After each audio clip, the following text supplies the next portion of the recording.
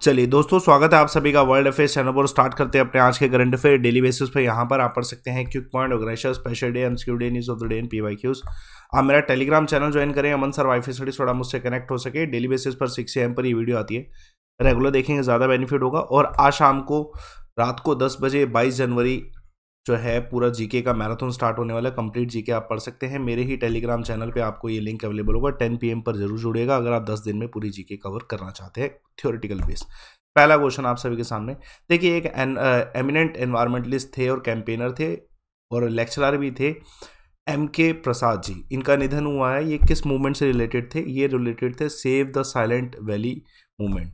केरला और इन सब जगह पे जो साइलेंट वैली की लोकेशन है वहाँ पे इन्होंने बहुत ज़्यादा योगदान दिया है। MK प्रसाद जी के बारे में जानते हैं, एनवायरमेंटलिस्ट, बॉटनिस्ट, एजुकेटर मतलब लेक्चरर थे और इन्होंने वाइड स्प्रेड किया था सेव साइलेंट वैली मूवमेंट 1970 में, और अभी इनका निधन 89 की एज में हुआ है।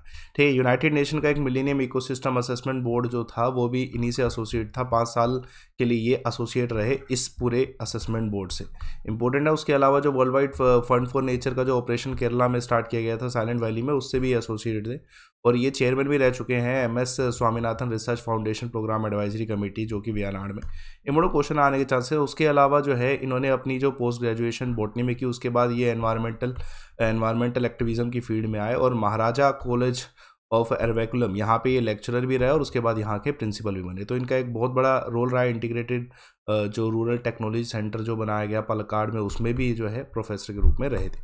चलिए देखिए दूसरा क्वेश्चन आप सभी के सामने। प्रधानमंत्री इसमें चलिए दूसरा क्वेश्चन है इसमें कि मिनिस्ट्री कौन सी है जिसने अनाउंस किया है ओपन डाटा वीक? तो ये union ministry of housing and urban affairs के द्वारा किया गया। तो ministry of housing and urban affair के द्वारा अनाउंस किया गया ओपन डाटा वीक। देखिए ओपन डाटा क्या होता है? एक तरीके से डाटाबेस किसी भी चीज़ का। तो अब ये इसको एनकरेज किया जाएगा कि जितना ओपन डाटा है वो प्रमोट करने में हेल्पफुल होगा इनोवेशन पूरे इंडिया में और अर्बन इकोसिस्टम में। तो इसमें जो है डाटा जितना भी है नेशनल फॉर्मेट में, स्मार्ट सिटी जितनी भी हैं वो डाटा प्रोवाइड कराएंगे। इसके लिए कुछ सेमिनार होने वाले हैं, हैकथॉन होने वाले, डेमोन्स्ट्रेशन होने वाले हैं और डाटा ट्रैक किया जाएगा जिससे हम स्मार्ट सिटीज़ को और अच्छा कर सकें। 100 स्मार्ट सिटीज़ जो है इसका हिस्सा बन रही है। हाई क्वालिटी डाटाबेस प्रोवाइड करेंगे जिससे हम एक डाटा पोर्टल बना सकें और बेहतरीन अपडेट कर सकें। तो ministry of housing and urban affair के द्वारा किया गया। अभी आप पता ही है आज़ादी का अमृत महोत्सव चल रहा है, तो उसमें अभी smart city smart urbanisation conference होने वाली है फरवरी 2022 में। उसके लिए भी जो है ये डाटाबेस वीक जो है बहुत ज़्यादा हेल्पफुल रहने वाला है। चलिए देखिए महत्वपूर्ण सवाल, अब कौन से व्यक्ति जो है लेफ्टिनेंट जनरल बनने वाले हैं next vice chief of army staff? तो next vice chief of army staff जो अपॉइंट किए जाएंगे वो लेफ्टिनेंट जनरल मनोज पांडे जी किए गए हैं। शॉर्टलिस्ट हो चुके हैं अभी कि लेफ्टिनेंट जनरल मनोज पांडे जी अब इंडिया के जो next vice chief of staff हैं। तो ये यूनियन गवर्नमेंट के द्वारा ये अपॉइंटमेंट की गई है। और उससे पहले आप सभी जानते हैं कि chief of defence Bipin Rawat ji की मृत्यु के बाद एक और अपडेट हुआ था कि जनरल नरवाने जो है उन्होंने विपिन रावत जी को as a chief of army staff जो है सक्सीड किया था दिसंबर 2019 में उनकी मृत्यु के बाद। तो ये इस समय जनरल नरवाने तो सीनियर मोस्ट सर्विस चीफ है अगर तीनों सर्विसेज को देखा जाए। तो इम्पोर्टेंट है, क्वेश्चन आ सकता है। और ये selection chief of staff committee का जो है गवर्नमेंट ही करती है एक तरीके से डिफेंस मिनिस्ट्री के द्वारा। चलिए देखिए महत्वपूर्ण सवाल आप सभी के सामने। कौन सी कंट्री है जिसने हाल फिलहाल में सक्सेसफुल फ्लाइट टेस्ट किया है एरो 3 का? तो इम्पोर्टेंट है, इसराइल के द्वारा किया गया। इसमें इसराइल और अमेरिका दोनों ही जुड़े हुए हैं। तो इसराइल का एरो 3 मिसाइल डिफेंस सिस्टम जो है ये टारगेट इसने किया है अर्थ के एटमॉस्फेयर के बाहर के। तो लोकेशन जो है अर्थ के एटमॉस्फेयर के बाहर जो लोकेशन है उसे टारगेट किया है, ऐसा डिफेंस के मिनिस्ट्री ऑफ डिफेंस के द्वारा रिवील किया है। और जो इसराइल का जो एरोस्पेस इंडस्ट्री है उसके प्रेसिडेंट CEO जो है बोज लेवी, इनके द्वारा एक्सप्लेन किया गया है कि ये एक बड़ा ब्रेक थ्रू है, ठीक है, टू न्यूट्रलाइज द थ्रेट। और ये जो है एरो 3 के बारे में जान लेते हैं कि ये जो मिसाइल डिफेंस सिस्टम है जॉइंटली डेवलप किया गया मिसाइल डिफेंस ऑर्गेनाइजेशन और अमेरिकन मिसाइल डिफेंस एजेंसी। तो इस समय इसराइल और अमेरिका के बीच में वैसे भी बहुत सारे डिफेंस जो है ट्रीटीज़ हैं और डिफेंस मेमोरेंडम्स हो रखे हैं। तो इस वजह से इम्पोर्टेंट है। एक multi layered missile defence umbrella comprising system है जो कि एक तरीके से इसराइल को एक नेक्स्ट जनरेशन लेवल पे लेके जाता है मिसाइल्स के मामले में। अब एरो 4 भी आने वाला है एरो 3 के बाद, तो ये इंपॉर्टेंट है, क्वेश्चन आ सकता है। और अभी जैसे गल्फ में इश्यूज चल रहे हैं ईरान और इसराइल के बीच में, तो इस वजह से भी एक तरीके से काउंटर है इसराइल की मिसाइल्स का। चलिए देखिए, महत्वपूर्ण सवाल आप सभी के सामने। प्रधानमंत्री मोदी जी ने इनॉग्रेट किया है एक न्यूली बिल्ट सर्किट हाउसिंग। तो ये कहाँ पे, ये गुजरात में। आप सभी जानते हैं सोमनाथ टेम्पल के बारे में। तो ये न्यू इनिग्रेट जो सर्किट हाउस इनॉग्रेट किया गया सोमनाथ टेम्पल के नियर बाय किया गया। तो ये एक तरीके से वीडियो कॉन्फ्रेंसिंग से प्रधानमंत्री मोदी जी ने खुद इनॉग्रेट किया है। और ये पूरा जो है, इसमें जितनी भी गैदरिंग थी उनको प्राइम मिनिस्टर ने एड्रेस भी किया है।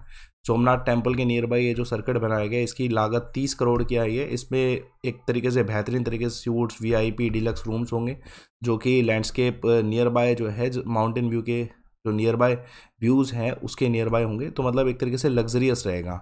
और प्रधानमंत्री जी खुद जो है सोमनाथ टेम्पल के ट्रस्टी रह चुके हैं पहले, तो इस वजह से भी ये इम्पोर्टेंट था। और जो पूरा जो सोमनाथ टेम्पल ट्रस्ट है, यही सोमनाथ टेम्पल के बारे में सब कुछ देखता है, मैनेजमेंट को आउटलुक करता है। तो इम्पोर्टेंट क्वेश्चन है, पूछा जा सकता है। चलिए देखिए, महत्वपूर्ण सवाल। हाल फिलहाल में global rating of world leaders में किसने टॉप किया है? तो अगेन नरेंद्र मोदी जी। इससे पहले भी नरेंद्र मोदी जी रहे थे।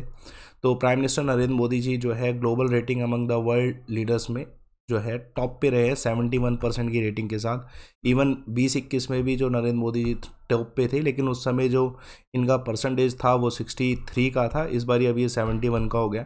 और इससे पहले अगर 2020 में भी देखा जाए तो सेम वेबसाइट ने जो डाटा दिया था उसमें 84% इनकी जो है लीडरशिप फेमस थी। तो इम्पोर्टेंट है। और ये जो पूरा मॉर्निंग कंसल्टेंट पॉलिटिकल इंटेलिजेंस, इसके द्वारा ये डाटा दिया गया है। किसके द्वारा? मॉर्निंग कंसल्ट पॉलिटिकल इंटेलिजेंस के द्वारा दिया जाएगा। इसकी स्थापना 2014 में हुई थी। ये डाटा कलेक्शन रखता है, और ये डाटा कलेक्शन 100 मिलियन पीपल का रखता है। और उनके जो इंटरव्यूज़ हैं उसी के तहत जो है ये डाटा दिया जाता है। जितने भी टॉप लीडर्स हैं, ऑस्ट्रेलिया, ब्राज़ील, कनाडा, सबको एनालाइज करके जो है नरेंद्र मोदी जी टॉप पे रहे। चलिए देखिए, महत्वपूर्ण सवाल। इंडिया ने एक्सटेंड किया अपना साइंस एंड टेक्नोलॉजी कॉर्पोरेशन 3 साल के लिए, और किसके साथ? तो अभी हमारे श्रीलंका के साथ टाई अप चल रहे हैं और ज़्यादा। तो इंडिया ने दोबारा श्रीलंका के साथ ही जो एक्सटेंड किया है साइंस एंड टेक्नोलॉजी कॉर्पोरेशन में 3 साल के लिए। फोकस इस बार जो रहेगा वेस्ट वाटर टेक्नोलॉजी पे, sustainable agriculture, aerospace engineering, data analytics और आर्टिफिशियल इंटेलिजेंस पे रहेगा। और ये इम्पोर्टेंट ये इसलिए भी है कि हमारे भारत का जो है और श्रीलंका के साथ जो रिलेशन है, अगर देखा जाए रिलीजियस रूप में देखा जाए यार किसी भी तरीके से, तो 2500 ईयर पुराना है। तो इस वजह से हम अपने टाई अप इधर श्रीलंका से नहीं छोड़ सकते हैं। आप सभी जानते हैं कि श्रीलंका में क्राइसिस चल रहा है, इंडिया क्रेडिट ऑफ लाइन भी दे रहा है। तो ये सब चीज़ें की गई हैं। और जो secretary of state for Sri Lanka है, ठीक है, दीपा लियांग, उनके द्वारा भी इस चीज़ को, बायलैटरल रिलेशन को जो है एनकरेज किया गया है। चलिए देखिए, महत्वपूर्ण सवाल। ईमा रेडिकोना और कौन से खिलाड़ी हैं जो कि हाल फिलहाल में नॉकआउट हो गए हैं, बाहर हो गए ऑस्ट्रेलियन ओपन से? तो एंडी मोरे एंड ईमा, ठीक है, रेडिकोनो, ये दोनों खिलाड़ी जो है नॉकआउट हो चुके हैं। तो ब्रिटिश टेनिस स्टार हैं एंडी मोरे और ईमा रेडिकोना, इनको नॉकआउट किया गया है by after losing their match in Melbourne. तो इम्पोर्टेंट है, क्वेश्चन आ सकता है। और इसके अलावा जो गैराबिन मैग्रूवू हैं और डैग्यू, ये भी जो है एग्जिट कर चुके हैं इस पूरे टूर्नामेंट से, ठीक है, हार की वजह से। तो ध्यान रखिएगा, इंपॉर्टेंट क्वेश्चन आ सकता है ना। और अब जो नज़रें टिकी हुई है वो टिकी हुई है मैडव्यू गैरोकिस पे, जो कि अभी इस चैम्पियनशिप में है, और साथ के साथ नाओमी ओसाका पे, फेमस वुमेन चैम्पियनशिप प्लेयर, है ना। तो लेट्स सी कि आगे क्या रिजल्ट आता है, कौन जीतता है इसमें। चलिए देखिए, बहुत इंपॉर्टेंट क्वेश्चन है। ईपीएफओ ने हाल फिलहाल में net subscriber as on November 2021 कितने करें? तो 13.95 लाख हैं। देखिए, जो मिनिस्ट्री ऑफ लेबर एम्प्लॉयमेंट है उनके द्वारा ये हैंडल किया जाता है ईपीएफओ अकाउंट्स। तो हाल फिलहाल में इनका जो प्रोविजनल पेरोल डाटा ईपीएफओ को जो निकला है उसके अनुसार 13,95,000 नेट सब्सक्राइबर जो है नवंबर मंथ में आया है लास्ट ईयर। और ये इंक्रीज कितने हुए थे अक्टूबर में? 2,85,000 अक्टूबर में इंक्रीज हुए थे, जिसकी वजह से इतने हो गए। यानी कि एक अच्छा ग्रोथ रेट है 26% का, जो कि सब्सक्राइबर इंक्रीज होने का रेट है। जिसमें से 13,95,000 में से जो 8,28,000 मेंबर जो है वो सोशल सिक्योरिटी कवर जो ईपीएफओ का है उसमें पहली बार आए हैं, ये भी इंपॉर्टेंट है। और 5,67,000 सब्सक्राइबर जो हैं, जो कि पहले एग्जिट कर चुके थे ईपीएफओ से, उन्होंने दोबारा जो है ईपीएफओ को ज्वाइन भी किया है। तो ये अपडेट है ईपीएफओ का। क्वेश्चन आ सकता है, कौन से ऐसे स्टेट के चीफ मिनिस्टर हैं जिन्होंने प्रधानमंत्री मोदी जी को एक तरीके से लिखा है कि वो अपना जो झांकी है डब्ल्यू है रिपब्लिक डे पे रिप्रेजेंट करने जा रहे हैं? तो रिक्वेस्ट है एक तरीके से, केरला है। और इन्होंने ये भी कहा है कि जो केरला का जो झांकी जाएगा, ठीक है, उसमें क्या दर्शाया जाएगा। बेसिकली केरला से संबंधित हैं श्री नारायण गुरु। तो इनकी झांकी में जो है श्री नारायण गुरु जी, जो ग्रेट फिलोसोफर थे, सोशल रिफॉर्मर थे, जिन्होंने केरला में जो रिफॉर्म मूवमेंट स्टार्ट करी थी, है ना, देश जब ठीक है ब्रिटिशर्स के अंदर था, तो उस समय के जो व्यक्ति थे श्री नारायण गुरु जी, फेमस वन, उनको जो है दर्शाया जाएगा। और ये आप सभी जानते हैं कि श्री नारायण गुरु जो है, इन्होंने बहुत सारी ऐसी प्रैक्टिसेस है जिनको रोकने की कोशिश करी थी, जो कि ह्यूमन बींग्स को इक्वल लेके आता है, यूनिवर्सल ब्रदरहुड को प्रमोट करता है, फ्रीडम और राइट टू एजुकेशन को प्रमोट करता है। तो इस वजह से केरला के चीफ मिनिस्टर जो हैं, उनके द्वारा, जो पिनराई विजयन है, उनके द्वारा ये रिक्वेस्ट की गई है नरेंद्र मोदी जी को। चलिए देखिए महत्वपूर्ण सवाल, हाल फिलहाल में कौन से देश ने अपनी कैपिटल जो है चेंज करी है? आप सभी जानते हैं कि इंडोनेशिया अपनी कैपिटल जकार्ता से चेंज करके कालीमंथन में रखने वाला था, तो अब ये अपडेट हो चुका। तो ये स्पेसिफिक है आपकी, अब इंडोनेशिया की जो कैपिटल है वो जकार्ता नहीं है, अब वो है नुसंतारा, जो कि कालीमंथन में है, ठीक है, बोर्नियो आइलैंड में। और ये अप्रूवल पार्लियामेंट के द्वारा दिया जा चुका है। तो इंडोनेशिया के जो प्रेसिडेंट है जोको विडोडो, उनके द्वारा ये अनाउंसमेंट किए गए। 80 ऑप्शन इनके पास थे, जिसमें से इन्होंने जो है मिनरल रिच जो कालीमंथन लोकेशन है उसको एज अ कैपिटल चुना है, ठीक है। नुसंतारा इंपॉर्टेंट क्वेश्चन है, पूछा जा सकता है। ये रिफ्लेक्ट करता है इंडोनेशिया की एक्चुअल ज्योग्राफी को, आइकॉनिक, इंटरनेशनली बहुत ज़्यादा फेमस है। और नुसंतारा का जो मतलब है वो है आर्कलॉजी, यानी कि एक तरीके से कह सकते हैं कि कॉम्बिनेशन ऑफ आइलैंड। तो ये इस वजह से कैपिटल बनाएगी। क्विक पॉइंट देखिए, ठीक है, इंडिया कितनी जो है innovation, science and technology innovation BRICS के होस्ट करने वाला है? तो 5 इंपॉर्टेंट है। World 3rd largest gaming company जिसका नाम एक्टिविजन ब्लिजार्ड था, उसको किसने, ठीक है, बाई किया? माइक्रोसॉफ्ट ने। एडिशनल सेक्रेटरी लेबर एम्प्लॉयमेंट के शशांक गोयल बने हैं।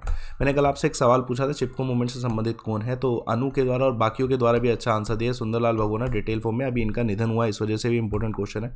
देखिए आज का सवाल कमेंट बॉक्स पे आप डिटेल में बताइए, गोल्डन लैंड जो है किस देश से संबंधित है, इस देश के बारे में आप क्या क्या और जानते हैं, मिलिट्री कूप के बारे में क्या जानते हैं, ये सब आप डिटेल फॉर्म में कमेंट बॉक्स में बताइए। और आज की जो वीडियो शाम को 10 बजे मेरे टेलीग्राम चैनल पे आने वाली है, वो कंप्लीट थ्योरी है। अगर आप कंप्लीट थ्योरी पढ़ना चाहते हैं तो आज टेलीग्राम पे 10 PM पे जरूर जुड़िएगा, और ये टेलीग्राम पहले ही ज्वाइन कर लेना, अमन सर वाईफाई स्टडी।